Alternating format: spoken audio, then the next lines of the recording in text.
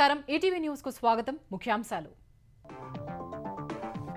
తెలంగాణలో కొత్త పారిశ్రామిక కారిడార్లను ఆమోదించాలని కేంద్రానికి రేవంత్ విజ్ఞప్తి 3 జాతీయ స్థాయి సంస్థల మంజూరుకు వినతి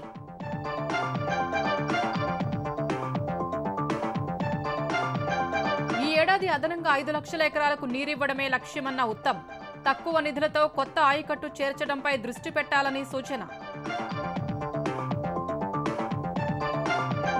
వైకాపాకు మచిలీపట్నం ఎంపీ బాలశౌరి రాజీనామా పార్టీలో ప్రాధాన్యం లేదని అసంతృప్తి 2 రోజుల్లో జనసేనలో చేరే అవకాశాలు ఉండవల్లిలో చంద్రబాబుతో పవన్ భేటీ సీట్ల సర్దుబాటు ఉమ్మడి మేనిఫెస్టోపై చర్చ రేపు భోగిమంటల్లో ప్రజా వ్యతిరేక జీవోల దహనం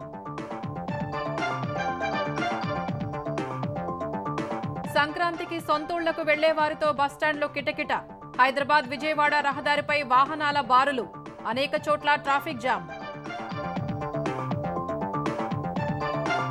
ఇండియా కూటమి చైర్మన్ గా మల్లికార్జున ఖర్గే ఏకాభిప్రాయానికి వచ్చిన నేతలు కన్వీనర్ పదవికి పరిశీలనలో నితీష్ కుమార్ పేరు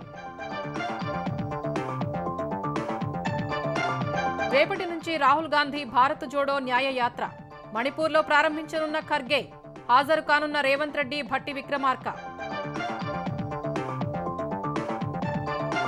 హౌతీ రెబల్స్ పై 2వ రోజు కొనసాగిన అమెరికా బ్రిటన్ దాడులు 16 ప్రదేశాల్లో 70కి పైగా లక్ష్యాలను ధ్వంసం చేసినట్టు ప్రకటన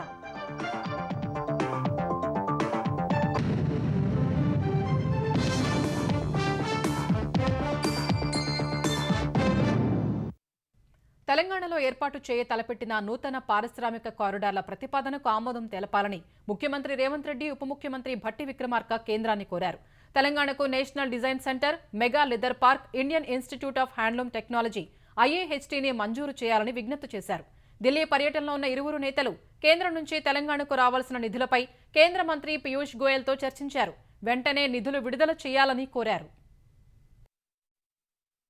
ఢిల్లీ పర్యటనలో ఉన్న ముఖ్యమంత్రి రేవంత్ రెడ్డి ఉప ముఖ్యమంత్రి భట్టి విక్రమార్క కాంగ్రెస్ అధిష్టానం పెద్దలు సహా కేంద్ర మంత్రి పీయూష్ గోయల్తో సమావేశమయ్యారు తెలంగాణ పౌర సరఫరాల శాఖకు కేంద్రం నుంచి 4,256 కోట్లు రావాల్సి ఉందని వెంటనే విడుదల చేయాలని గోయల్తో సమావేశంలో కోరారు హైదరాబాద్ నుంచి వయా మిర్యాలగూడ విజయవాడ నూతన పారిశ్రామిక కారిడార్ ఏర్పాటుకు ఆమోదం తెలపాలని విజ్ఞప్తి చేశారు హైదరాబాద్ నాగపూర్ పారిశ్రామిక కారిడార్కు తుది అనుమతులు మంజూరు చేయాలని కోరారు హైదరాబాద్ వరంగల్ పారిశ్రామిక కారిడార్లో ఫార్మా సిటీని గత ప్రభుత్వం ప్రతిపాదించిందని దానిని ఉపసంహరించుకుని నూతన ప్రతిపాదనలు పంపేందుకు అనుమతించాలని విజ్ఞప్తి చేశారు హైదరాబాద్కు నేషనల్ డిజైన్ సెంటర్ మంజూరు చేయాలని కోరారు కరీంనగర్ జనగాం జిల్లాల్లో లెదర్ పార్క్ మంజూరు చేస్తే వెంటనే భూమి కేటాయిస్తామని కేంద్ర మంత్రికి తెలిపారు వరంగల్లోని మెగా టెక్స్టైల్ పార్కుకు బ్రౌన్ ఫీల్డ్ హోదా ఇచ్చిందని దానికి గ్రీన్ ఫీల్డ్ హోదా ఇవ్వాలని కేంద్ర మంత్రిని రేవంత్ రెడ్డి కోరారు టెక్నికల్ టెక్స్టైల్ టెస్టింగ్ సెంటర్ల ఏర్పాటుకు సుముఖంగా ఉన్నట్టు ఇటీవల కేంద్రం ప్రకటించిందని ఇప్పటికే సంసిద్ధత వ్యక్తం చేసినందున తెలంగాణకు టెస్టింగ్ సెంటర్ మంజూరు చేయాలని కోరారు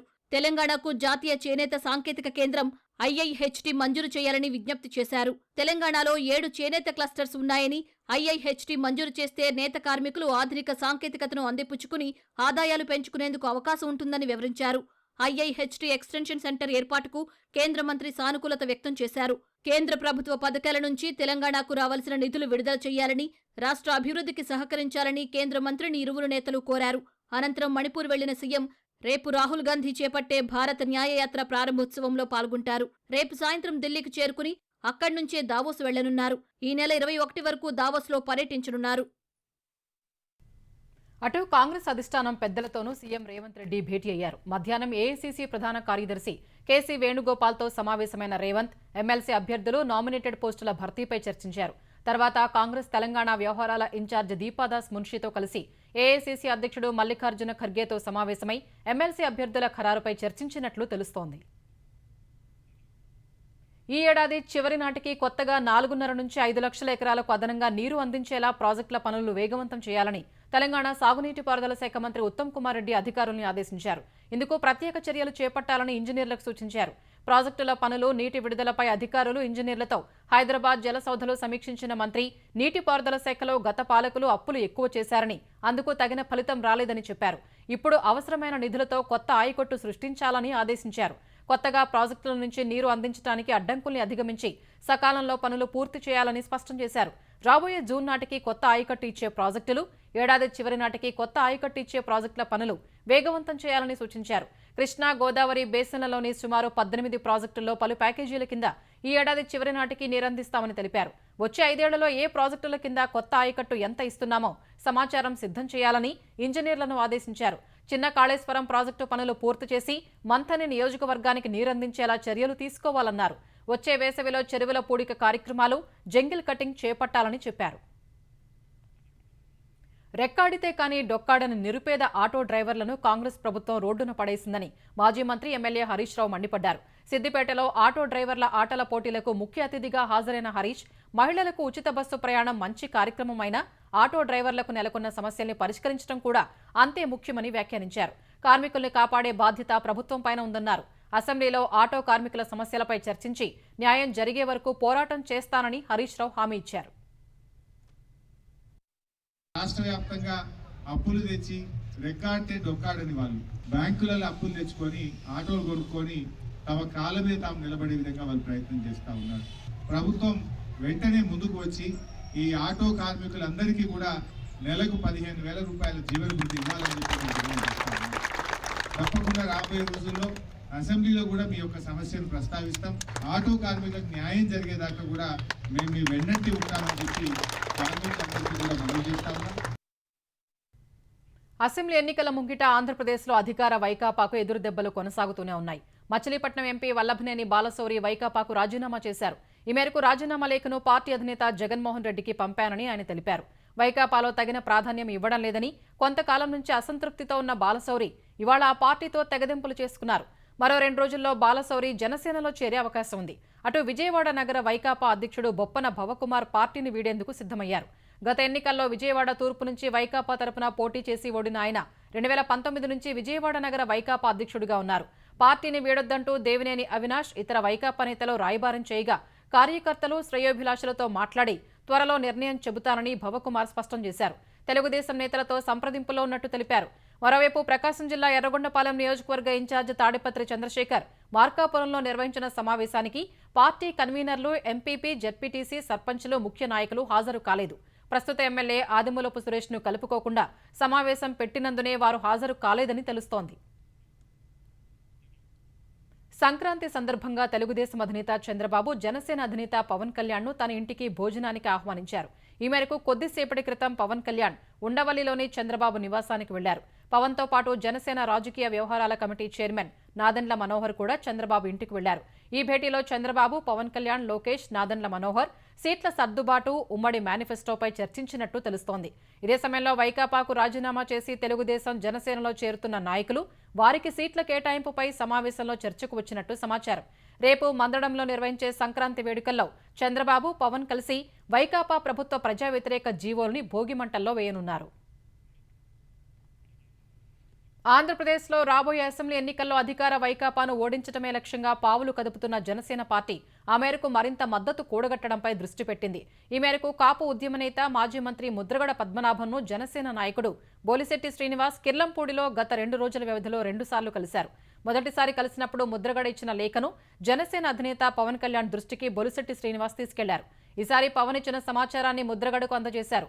ముద్రగడను కలిసేందుకు పవన్ కళ్యాణ్ స్వయంగా కిర్లంపూడి రానున్నారని సమావేశం తర్వాత బొలిశెట్టి శ్రీనివాస్ తెలిపారు. ఈ నెల 20 లేదా 23న పవన్ కిర్లంపూడి వస్తారని ఆయన వెల్లడించారు. మాజీ ముఖ్యమంత్రి చంద్రబాబుని కలవటం సత్సంబంధాల్ని మెరుగుపరుచుకోవడం కోసమేనని, రాజకీయ కోణంలో చూడొద్దని వైఎస్ షర్మిల అన్నారు. తన కుమారుడు రాజారెడ్డి వివాహానికి చంద్రబాబు కుటుంబాన్ని ఆహ్వానించేందుకు ఇవాళ చంద్రబాబు నివాసానికి వెళ్లారు. చంద్రబాబుతో అరగంట సేపు సమావేశమైన షర్మిల ఈ భేటీలో చంద్రబాబు తనకు మాజీ సీఎం వైఎస్ మధ్య సంబంధంపైనే ఎక్కువసేపు మాట్లాడినట్టు చెప్పారు.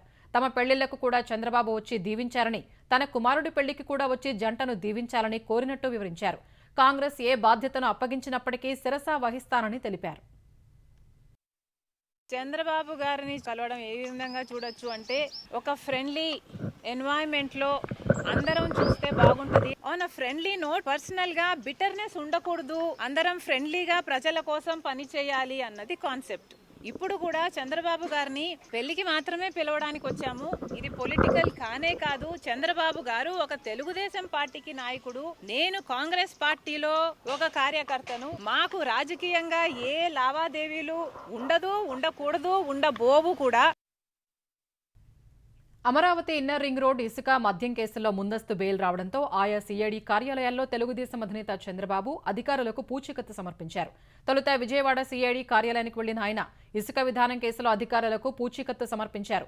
సీఐడీ కార్యాలయానికి చంద్రబాబు వచ్చిన సమయంలో తెలుగుదేశం కార్యకర్తలు కూడా అక్కడకు భారీగా తరలివచ్చారు. చంద్రబాబుపై తప్పుడు కేసులు పెట్టారంటూ నినాదాలు చేశారు.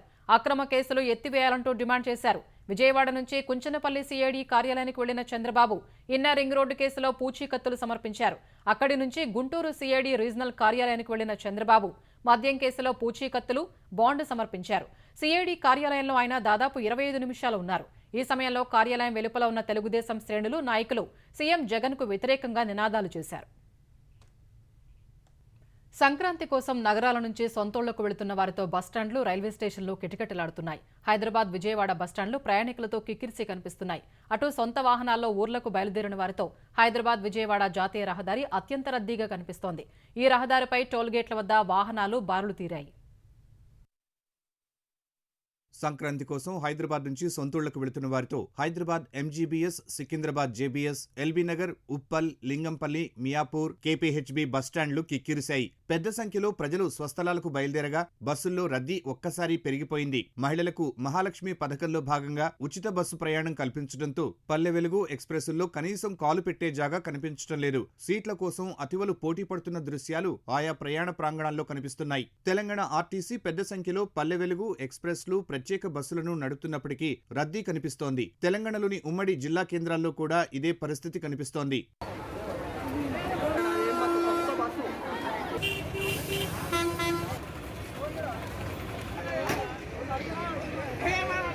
ఇక సొంత వాహనాల్లో స్వస్థలాలకు పయనమైన వారితో హైదరాబాద్, విజయవాడ, హైదరాబాద్, వరంగల్, హైదరాబాద్, కరీంనగర్, హైదరాబాద్, కర్నూలు రహదారులపై రద్దీ పెరిగిపోయింది. ప్రధానంగా హైదరాబాద్, విజయవాడ రహదారిపై వాహనాల వేగం నత్తను తలపిస్తోంది. 6 వరుసలకు చేస్తున్న రహదారి విస్తరణ పనులతో ఎల్బీనగర్ నుంచి చౌటుప్పల్ సమీపంలోని పంతంగి టోల్ ప్లాజా వరకు వాహనాలు నెమ్మదిగా వెళ్తున్నాయి. సాధారణంగా గంట లోపున వెళ్లే దూరానికి 2 గంటలకు పైగానే పడుతోంది. చౌటుప్పల్, కొర్లపహాడ్ టోల్ ప్లాజాల వద్ద వాహనాలు బారులు తీరాయి.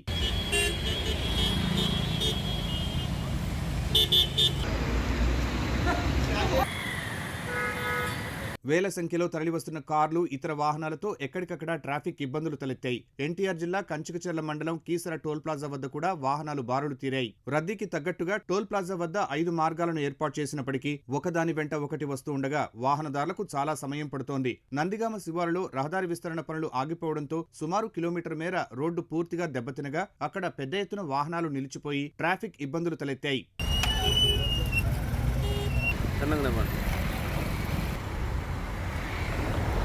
కృష్ణా జిల్లా ఉంగుటూరు మండలం పొట్టిపాడు టోల్ గేట్ వద్ద వాహనాల రద్దీతో ముందుకు వెళ్లడం కష్టమవుతోంది. కోనసీమ జిల్లా రావులపాలెంలో జాతీయ రహదారి వాహనాలతో కిటకిటలాడింది. ఈతకోట టోల్ గేట్ వద్ద వాహనాల రద్దీ ఏర్పడింది.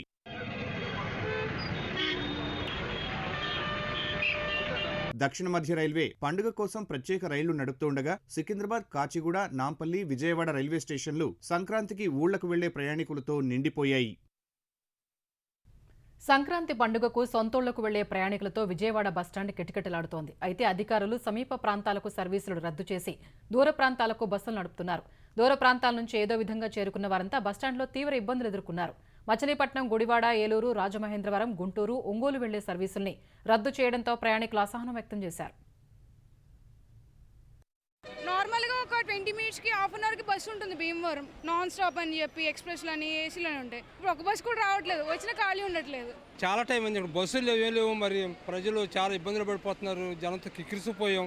అసలు ప్రయాణాలకు సౌకర్యం లేదు. 2 అవర్స్ పైన అవుతుంది. 2 అవర్స్ నుంచి కూడా బస్సు లేదు. ఒక బస్సు వచ్చింది, అది వెంటనే ఫుల్ అయిపోయింది, వెళ్ళిపోయింది. 2 అవర్స్ నుంచి ఒక బస్సు కూడా రాలేదు. కాంటాక్ట్ చేస్తుంటే వెళ్ళి ఒక అరగంటలో వస్తుంది, పావుగంటలో వస్తుంది అని చెప్తున్నారు, పంపిస్తున్నారు. ఎక్కడ బస్సులు అన్నీ ఫుల్గా వెళ్తున్నాయి. ఆయన పెద్ద ఆయన కదా, సీటు దొరుకుతుందంటే దొరకట్లేదు. చాలా వెయిట్ చేసేవాడిని, ఇంకా బస్సు రావట్లేదు. స్థానిక సంస్కృతిని కాపాడేందుకే కైట్ అండ్ స్వీట్ ఫెస్టివల్ నిర్వహిస్తున్నట్లు తెలంగాణ పర్యాటక సాంస్కృతిక మంత్రి జూపల్లి కృష్ణారావు అన్నారు. సికింద్రాబాద్ పెరేడ్ గ్రౌండ్లో జరిగిన అంతర్జాతీయ కైట్ అండ్ స్వీట్ ఫెస్టివల్ ప్రారంభించిన మంత్రి కులమతాలకు అతీతంగా కైట్ ఫెస్టివల్ నిర్వహిస్తున్నట్లు చెప్పారు. 3 రోజులు జరిగే ఈ వేడుకలో 15 లక్షల మంది పాల్గొనే అవకాశం ఉందన్నారు. దాదాపు 16 దేశాలకు చెందిన ఔత్సాహికులు పాల్గొంటారని తెలిపారు. వచ్చే ఏడాది జిల్లాలు, మండలాల్లో కైట్ అండ్ స్వీట్ ఫెస్టివల్ జరపనున్నట్లు తెలిపారు. ఎంపీ రఘురామకృష్ణంరాజు 4 ఏళ్ల తర్వాత స్వస్థలానికి వచ్చారు. ఢిల్లీ నుంచి రాజమహేంద్రవరం విమానాశ్రయానికి చేరుకున్న ఆయనకు అనుచరులు, కార్యకర్తలు, కుటుంబ సభ్యులు ఘనస్వాగతం పలికారు. అందరినీ చూస్తే చాలా సంతోషంగా ఉందని, 4 ఏళ్ల తర్వాత స్వస్థలానికి రావడం అనిర్వచనీయమైన అనుభూతినిస్తోందని ఆయన చెప్పారు. కష్టకాలంలో తనకు సహకరించిన తెలుగుదేశం, జనసేన అధినేతలు చంద్రబాబు, పవన్ కళ్యాణ్లకు కృతజ్ఞతలు తెలిపిన ఆయన రాజమహేంద్రవరం నుంచి భీమవరం వెళ్లారు. డబ్బుల కోసం రాప్తాడు వైకాపా ఎమ్మెల్యే తోపుదుర్తి ప్రకాష్ రెడ్డి బెదిరిస్తున్నారని జగనన్న లేఅవుట్ కాంట్రాక్టర్ సర్వార్ జహాన్ పోలీసులకు ఫిర్యాదు చేశారు. అనంతపురం గ్రామీణ మండలం కొడిమి వద్ద జగనన్న లేఅవుట్ అభివృద్ధి చేయడానికి పశ్చిమ బెంగాల్కు చెందిన కాంట్రాక్టర్ సర్వార్ జహాన్కు అప్పగించారు. లేఅవుట్లో పనులు చేస్తున్న తనను డబ్బుల కోసం ఎమ్మెల్యే ప్రకాష్ రెడ్డి బెదిరించారని, పోలీసుల ద్వారా సమస్యలు సృష్టిస్తున్నారని కాంట్రాక్టర్ జిల్లా ఎస్పీ అన్బురాజన్కు ఫిర్యాదు చేశారు. లేఅవుట్లో పనిచేస్తున్న 9 మంది కూలీల్ని అనంతపురం గ్రామీణ పోలీసులు నిర్బంధించారని, వారిని విడిపించాలని పోలీసుల్ని కోరారు. దాంతోపాటు పశ్చిమ బెంగాల్ ఎంపీ ఏకే ఖాన్ చౌదరికి కూడా ఫిర్యాదు చేశారు. కాంట్రాక్టర్ ఫిర్యాదుతో ఎంపీ ఏకే ఖాన్ చౌదరి జిల్లా ఎస్పీ అన్బురాజన్కు లేఖ రాశారు. పోలీసులు నిర్బంధించిన తమ నియోజకవర్గానికి చెందిన కూలీల్ని వెంటనే విడుదల చేయాలని కోరారు. ఎమ్మెల్యే తోపుదుర్తి ప్రకాష్ రెడ్డి బెదిరిస్తున్నట్లుగా చెబుతున్న కాంట్రాక్టర్ అందుకు సంబంధించిన ఫోన్ కాల్ డేటాను బయటపెట్టారు. మెయిల్ ద్వారా ఫిర్యాదు తీసుకున్న జిల్లా ఎస్పీ అన్బురాజన్ దర్యాప్తు బాధ్యతను డీఎస్పీకి అప్పచెప్పారు. పెట్టుబడులు, పరిశ్రమల్ని రప్పించడం కాంట్రాక్టర్ పీకపై కత్తిపెట్టి బెదిరించినంత సులభం కాదని తెలుగుదేశం జాతీయ ప్రధాన కార్యదర్శి నారా లోకేష్ అన్నారు. గతేడాది మార్చిలో నిర్వహించిన ప్రపంచ పెట్టుబడుల సదస్సులో 13.12 లక్షల కోట్ల రూపాయల విలువైన ఒప్పందాలు చేసుకున్నట్టు ప్రకటించిన ప్రభుత్వం ఆ పెట్టుబడులు ఎక్కడ పెట్టారో చెప్పాలని లోకేష్ డిమాండ్ చేశారు. జే ట్యాక్స్ బెడద భరించలేక జాకీ, లూలు వంటి ఎన్నో పరిశ్రమలు ఏపీని వదిలి పరారైనట్టు తెలుసుకున్న పారిశ్రామికవేత్తలు ముఖం చాటేశారన్నారు. అనంతపురం జిల్లాలో వేలాది మహిళలకు ఉపాధి కల్పించే అవకాశం ఉన్న జాకీ పరిశ్రమను తరిమేసిన తోపుదుర్తి ప్రకాష్ రెడ్డి తాజాగా కాసుల కోసం ఓ కాంట్రాక్టర్ వద్ద పనిచేసే 11 మంది కూలీల్ని నిర్బంధించారని ఆక్షేపించారు. ఇదే అంశంపై పశ్చిమ బెంగాల్ ఎంపీ అనంతపురం కలెక్టర్ ఎస్పీకి లేఖ రాయడం సిగ్గుచేటని మండిపడ్డారు. ఇలాంటి ప్రజాప్రతినిధులు ఉన్న రాష్ట్రంలో పెట్టుబడులు పెట్టడానికి ఎవరు ముందుకొస్తారని ప్రశ్నిస్తూ లోకేష్ సామాజిక మాధ్యమం ఎక్స్లో పోస్ట్ చేశారు. విశాఖ ఉక్కు పరిశ్రమలో భారీ అగ్ని ప్రమాదం చోటు చేసుకుంది. బ్లాస్ట్ ఫర్నేస్ 3లో పేలుడు సంభవించి పెద్ద ఎత్తున మంటలు చెలరేగాయి. ఒక్కసారి పేలుడు సంభవించగా కార్మికులు భయంతో పరుగులు తీశారు. ఘటనా స్థలికి చేరుకున్న అగ్నిమాపక సిబ్బంది మంటలు అదుపులోకి తెచ్చారు. ఈ ప్రమాదంలో ఎవరికీ ఎటువంటి గాయాలు కాలేదని, కార్మికులందరూ సురక్షితంగా ఉన్నట్లు అధికారులు తెలిపారు. ప్రభుత్వం చర్చలతో కాలయాపన చేస్తోంది తప్ప సమస్యలు పరిష్కరించడం లేదని అంగన్వాడీలు సమ్మె కొనసాగించారు. ఎస్మా జీవో ప్రతుల్ని భోగి మంటల్లో వేసి తమ న్యాయమైన డిమాండ్లను పరిష్కరించే వరకు సమ్మె విరమించబోమంటూ 33వ రోజు ఆందోళన కొనసాగించారు. విజయవాడ ధర్నా చౌక్లో దీక్ష కొనసాగించిన అంగన్వాడీలు పోస్ట్ కార్డులపై 1,00,000 మంది కోటి సంతకాలు చేసి జగనన్నకు చెబుదాం కార్యక్రమానికి పంపిస్తామని చెప్పారు. పండగ పూట మహిళల్ని సీఎం జగన్ రోడ్డున పడేశారంటూ గుంటూరులో అంగన్వాడీలు ఆగ్రహం వ్యక్తం చేశారు. నెల్లూరులో గాంధీబొమ్మ నుంచి కలెక్టరేట్ వరకు అంగన్వాడీ కార్యకర్తలు, ఆయాలు ర్యాలీ నిర్వహించారు. శ్రీకాకుళం జిల్లా నరసన్నపేటలోని ఐసీడీఎస్ ఆవరణలో సంతకాల సేకరణతో నిరసన చేపట్టారు. ప్రభుత్వ సలహాదారు సజ్జల రామకృష్ణారెడ్డి వ్యాఖ్యల్ని పశ్చిమ గోదావరి జిల్లా తణుకులో అంగన్వాడీలు తప్పుపట్టారు. సజ్జల ప్రభుత్వ సలహాదారు పదవి నుంచి తప్పుకోవాలని డిమాండ్ చేశారు. కోనసీమ జిల్లా ముమ్మిడివరంలో మోకాళ్లపై నిల్చొని అంగన్వాడీలు నిరసన తెలిపారు. తూర్పుగోదావరి జిల్లా ఉండ్రాజవరంలో దీక్షా శిబిరం వద్ద గొబ్బిళ్లు పెట్టి వాటి చుట్టూ తిరుగుతూ పాటలు పాడుతూ నృత్యాలు చేశారు. కర్నూలులో దీక్షలు కొనసాగించిన అంగన్వాడీలు చర్చల్లో సీఎం జగన్ పాల్గొని సమస్యలు పరిష్కరించాలని డిమాండ్ చేశారు. వచ్చే సార్వత్రిక ఎన్నికల్లో అధికార భాజపాను సమర్థంగా ఎదుర్కొనే లక్ష్యంతో ఏర్పాటు చేసిన ఇండియా కూటమి చైర్పర్సన్ నియామకంపై సస్పెన్స్ కు తెరపడినట్టే కనిపిస్తోంది. ముమ్మర సంప్రదింపుల తర్వాత కాంగ్రెస్ అధ్యక్షుడు మల్లికార్జున ఖర్గే పేరును ఇండియా కూటమి చైర్పర్సన్ గా ఖరారు చేసినట్లు తెలుస్తోంది. ఈ అంశంపై ఇవాళ వర్చువల్ గా సమావేశమైన ఇండియా కూటమి నాయకులు చైర్పర్సన్ ఎంపిక, సీట్ల సర్దుబాటు, ఎన్నికల వ్యూహాలు, కాంగ్రెస్ ముఖ్యనేత రాహుల్ గాంధీ చేపట్టే భారత్ జోడో న్యాయ యాత్రకు కూటమి నేతల హాజరుపై చర్చించారు. ఈ భేటీకి రాహుల్ గాంధీ, ఎన్సీపీ అధినేత శరద్ పవార్, డీఎంకే అధినేత స్టాలిన్ తదితరులు పాల్గొన్నారు. తృణమూల్ కాంగ్రెస్, సమాజ్వాదీ, శివసేన, ఉద్దవ్ ఠాక్రే వర్గీయులు హాజరు కాలేదు. ఈ భేటీలో చైర్పర్సన్ నియామకంపై చర్చించిన నేతలు మల్లికార్జున ఖర్గే పేరును ఖరారు చేసినట్టు తెలిసింది. బీహార్ సీఎం నితీష్ కుమార్ కు కూటమి కన్వీనర్ను చేయాలనే ప్రతిపాదన సమావేశంలో వచ్చినట్లు ఆయన సన్నిహితుడు సంజయ్ కుమార్ ఝా ధృవీకరించారు. ఈ ప్రతిపాదనకు నితీష్ కుమార్ ఇంకా ఆమోదం తెలపలేదన్నారు. ఈ అంశంపై పార్టీలో చర్చించిన తర్వాత నిర్ణయం తీసుకోనున్నట్లు ఝా తెలిపారు. సార్వత్రిక ఎన్నికలు సమీపిస్తున్న వేళ కాంగ్రెస్ ముఖ్య నేత రాహుల్ గాంధీ మరో యాత్రకు సిద్ధమయ్యారు. గత ఏడాది కన్యాకుమారి నుంచి కశ్మీర్ వరకు భారత్ జోడో పేరుతో 3,500 కిలోమీటర్ల పాదయాత్ర చేసిన రాహుల్ రేపటి నుంచి భారత్ జోడో న్యాయ యాత్ర చేపట్టనున్నారు. ముందు ప్రకటించినట్టు మణిపూర్ రాజధాని ఇంఫాల్ నుంచి కాకుండా తౌబాల్ జిల్లాలోని ఓ ప్రైవేటు మైదానం నుంచి యాత్ర ప్రారంభిస్తారు. ఈ యాత్రను కాంగ్రెస్ అధ్యక్షుడు మల్లికార్జున ఖర్గే, పార్టీ అగ్రనేతలు జెండా ఊపి ప్రారంభిస్తారు. మొత్తం 15 రాష్ట్రాల్లోని 100 లోక్సభ నియోజకవర్గాల్లో సాగే ఈ యాత్ర బస్సు, కాలినడకన కొనసాగుతుంది. మొత్తం 67 రోజుల్లో 110 జిల్లాలు, 337 శాసనసభ నియోజకవర్గాల్లో 6,713 కిలోమీటర్లు సాగే ఈ యాత్ర మార్చి 20 లేదా 21 తేదీల్లో ముంబైలో ముగుస్తుంది. లోక్సభ ఎన్నికలకు ముందు కాంగ్రెస్ విధానాల్ని ప్రజల్లోకి తీసుకువెళ్లడం సహా ప్రధాని మోదీ వైఫల్యాల్ని చాటి చెప్పడమే యాత్ర లక్ష్యమని కాంగ్రెస్ స్పష్టం చేసింది. నిరుద్యోగం, ధరల పెరుగుదల, సామాజిక న్యాయం సహా కేంద్ర ప్రభుత్వ విధానాల్లో వైఫల్యాల్ని క్షేత్రస్థాయికి తీసుకువెళ్తామని ఆ పార్టీ వర్గాలు తెలిపాయి. ఢిల్లీ మద్యం కేసులో ఢిల్లీ సీఎం అరవింద్ కేజ్రీవాల్కు 4సారి ఎన్ఫోర్స్మెంట్ డైరెక్టరేట్ నోటీసులు జారీ చేసింది. జనవరి 18న ఈడీ కార్యాలయంలో విచారణకు హాజరు కావాలని స్పష్టం చేసింది. గతంలో 3 సార్లు ఈడీ సమన్లు జారీ చేసినప్పటికీ కేజ్రీవాల్ ఈడీ విచారణకు హాజరు కావడానికి నిరాకరించారు. తొలిసారి 2023 నవంబర్ 2న విచారణకు హాజరు కావాలని సమన్లు జారీ చేసిన ఈడీ తర్వాత డిసెంబర్ 18, డిసెంబర్ 22 తేదీల్లో కేజ్రీవాల్కు నోటీసులు ఇచ్చారు. మూడోసారి సమన్లకు సమాధానమిచ్చిన కేజ్రీవాల్ ఈడీకి సహకరించేందుకు సిద్ధంగానే ఉన్నప్పటికీ నోటీసులో అక్రమంగా ఇచ్చారని పేర్కొంటూ విచారణకు హాజరు కాలేదు. తనకు ఇచ్చిన సమన్లు చట్టవిరుద్ధమైనవని, రాజకీయ ప్రేరేపితమని చెప్పారు. భాజపా సూచన మేరకే వాటిని పంపారని ధ్వజమెత్తారు. త్వరలో జరిగే అసెంబ్లీ ఎన్నికల ప్రచారానికి తనను దూరం చేసేందుకు సమన్లు ఇచ్చారని డిమాండ్ చేశారు. ఇదే కేసులో 2023 ఏప్రిల్లో సీబీఐ సమన్లు పంపగా కేజ్రీవాల్ విచారణకు హాజరయ్యారు. ఎర్ర సముద్రంలో వాణిజ్య నౌకల్ని లక్ష్యంగా చేసుకుంటున్న హౌతీ రెబల్స్పై బ్రిటన్, అమెరికా దాడులు కొనసాగుతున్నాయి. నౌకలపై క్షిపణులు, డ్రోన్లతో విరుచుకుపడుతున్న హౌతీ రెబల్స్ను లక్ష్యం చేసుకుని అమెరికా, బ్రిటన్ సైన్యాలు యెమెన్ రాజధాని సనా సహా 16 చోట్ల 70కి పైగా లక్ష్యాల్ని ధ్వంసం చేశాయి. ఈ దాడుల్లో హౌతీ గగనతల రక్షణ వ్యవస్థలు, తీర ప్రాంత రాడార్ కేంద్రాలు, డ్రోన్, క్షిపణి నిల్వ కేంద్రాలు నాశనమయ్యాయి. ఆల్ దైలామే వైమానిక స్థావరం సహా హొడైడా, తైజ్, హజ్జా, ధమర్, సాదా నగరాల్లోని విమానాశ్రయాలు, ఇతర శిబిరాలపై దాడులు జరిగాయి. ఈ సైనిక చర్య కోసం 100 గైడెడ్ ఆయుధాలు ఉపయోగించినట్లు అమెరికా వాయుసేన ప్రకటించింది. బ్రిటన్ వైమానిక దళానికి చెందిన టైఫోన్ యుద్ధ విమానాలు ఈ దాడుల్లో పాల్గొన్నాయి. ప్రపంచంలోని అత్యంత కీలకమైన జలమార్గాల్లో రవాణా నౌకలపై హౌతీ తిరుగుబాటుదారులు దాడికి పాల్పడుతున్నందుకే ఈ దాడులు చేసినట్లు అమెరికా అధ్యక్షుడు బైడెన్ చెప్పారు. అటు ఈ దాడులపై స్పందించిన హౌతీ రెబల్స్ అమెరికా, బ్రిటన్లు మూల్యం చెల్లించక తప్పదని హెచ్చరించారు. తమ 5 సైనికులు చనిపోయారని, మరో 6 గాయపడ్డారని రెబల్స్ వెల్లడించారు. అటు అమెరికా, బ్రిటన్ దాడుల్ని ఇరాన్ తీవ్రంగా ఖండించింది. బ్రూనై రాకుమారుడు అబ్దుల్ మతీన్ ఓ సామాన్య పౌరురాలిని పెళ్లి చేసుకున్నారు. 32 ఏళ్ల మతీన్ 29 ఏళ్ల యాంగ్ మాలియా అనీషా రోస్నాను పెళ్లాడారు. బ్రూనై రాజధాని బందర్ సెరీ బెగవాన్లోని ఓ బంగారు గుమ్మటపు మసీదులో ఈ పెళ్లి జరిగింది. ప్రపంచంలోనే అత్యధిక కాలం అధికారంలో కొనసాగుతున్న చక్రవర్తిగా పేరొందిన బ్రూనై రాజు హసన్ అల్ బోల్కియా 10వ సంతానమైన మతీన్ పెళ్లి చేసుకున్న అనీషా సుల్తాన్ ముఖ్య సలహాదారుల్లో ఒకరి మనవరాలని తెలుస్తోంది. ఆమెకు ఓ ఫ్యాషన్ బ్రాండ్, ఒక పర్యాటక సంస్థలో భాగస్వామ్యం ఉంది.